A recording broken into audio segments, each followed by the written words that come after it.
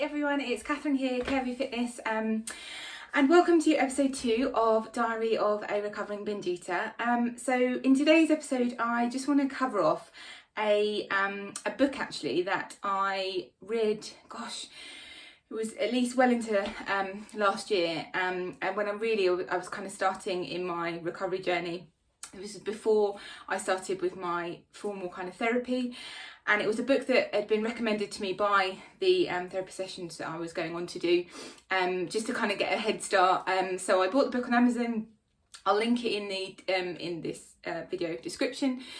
And I've got to say, I'm really into my books, so I've read, I don't know how many, hundreds and hundreds of books, all different personal development, and for me, this one really kind of, there were so many light bulb moments, so many moments where I was like, oh my god, that's me. Or the book I'm talking about, let me, before I jump into it actually, is called, if you see that, Bite by Bite, Getting Better Bite by Bite, Bite by Bite.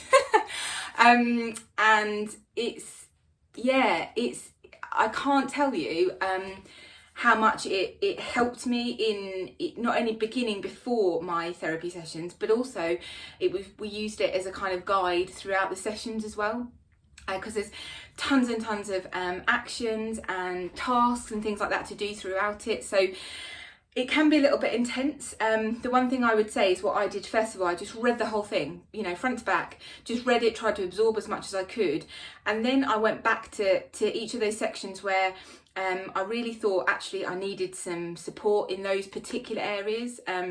There's ones for people that are really overweight, because obviously from having binge eating disorder, there's this real stigma around it that, it means that you're really big. Well, actually it doesn't, and people can be suffering from binge eating disorder and be all different shapes and sizes, and actually be suffering from that disorder for all different types of reasons as well.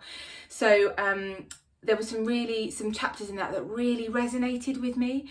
One of the ones that actually I remember the task that I did in there, you had to write a letter to sort of at the point where it started. So for me it was in my school when I started to really get bullied for my weight, looking different, looking chubby, and for me it really spiraled from that point. And I'd never, until I read that, sounds silly, but I'd never actually stopped to think about it, to think about sort of where it had come from and when it had started. And actually for me doing that and sitting and doing that time and actually writing these letters, you have to write a letter to yourself at that point, and also to whatever triggered it. So for me it was to the people that bullied me, and it was really cathartic. It allowed me, I love writing anyway, so it kind of allowed me to get out all of those thoughts and feelings that had been bubbling away in my head, and I hadn't even realised. And then actually reading it back, so once I'd written it, reading it back, and I was like, oh my god, this really was sort of the root cause of when it all started, and I buried it away, and I hadn't ever really let it come out until now. So that was just one of my personal experiences from the book. Everyone's different, it might not work for you. I've read many different eating disorder books, and some of them, I've got halfway in and it's just not for me. It's just not, doesn't work for me. Like I say, everyone's different. Give it a go. It's not very much on Amazon. You can get, secondhand versions and all that sort of thing. So give it a try. Like I say, for me, it was a really great tool, and still is. I still reference back to parts in it, when I'm having a bit of a challenging time. It's a really great resource. So that's what I wanted to share today. Hope you're all having a great day, and I will catch up with you all soon.